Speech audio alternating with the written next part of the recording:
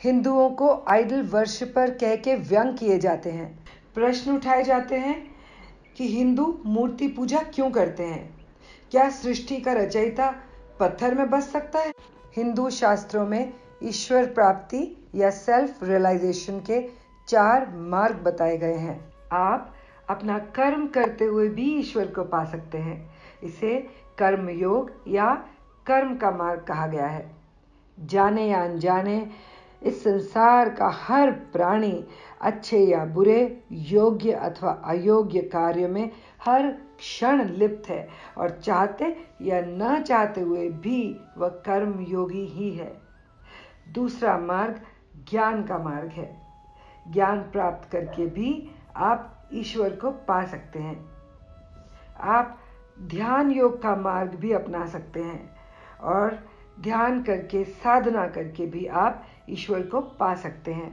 साधारण मनुष्य ज्ञान अथवा ध्यान के मार्ग पर चलने में अपने आप को असमर्थ पाता है। ईश्वर प्राप्ति या गॉड रियलाइजेशन का सबसे सरल मार्ग है भक्ति। भक्ति के लिए ज्ञान अथवा धन, पात्र के अच्छे बुरे चरित्र से भी कोई अंतर नहीं पड़ता। ईश्वर प्रेम में अपना सर्वत्र समर्पण करने से घोर पापी भी ईश्वरमय हो जाता है।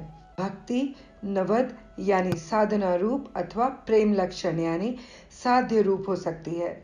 ईश्वर के नाम मात्र से, उनकी कथाएं सुनने से, भजन कीर्तन गाने या सुनने से परम आनंद की प्राप्ति होती है। केवल नाम जपने से, मंत्र जाप से आप प्रभु रंग में सदा लीन रह सकते हैं। आत्मसमर्पण ये विश्वास दिलाता है कि सृष्टि के हर कण में नारायण का वास है और हमारी हर चिंता उसी की है। विधि विधान से ईश्वर की प्रतिमा की प्राण प्रतिष्ठा के पश्चात ही हम उन पर जल, अनेक द्रव्य, फूल, हल्दी, कुमकुम, नैवेद्य आदि चढ़ाते हैं। प्राण प्रतिष्ठित मूर्ति जिस प्रांगण में हो, उस प्रांगण के आसपास मीलों तक सकारात्मक ऊर्जा का संचार होता है, जिससे कि उसके संपर्क में आने वाले हर जीव पर सकारात्मक प्रभाव पड़ता है।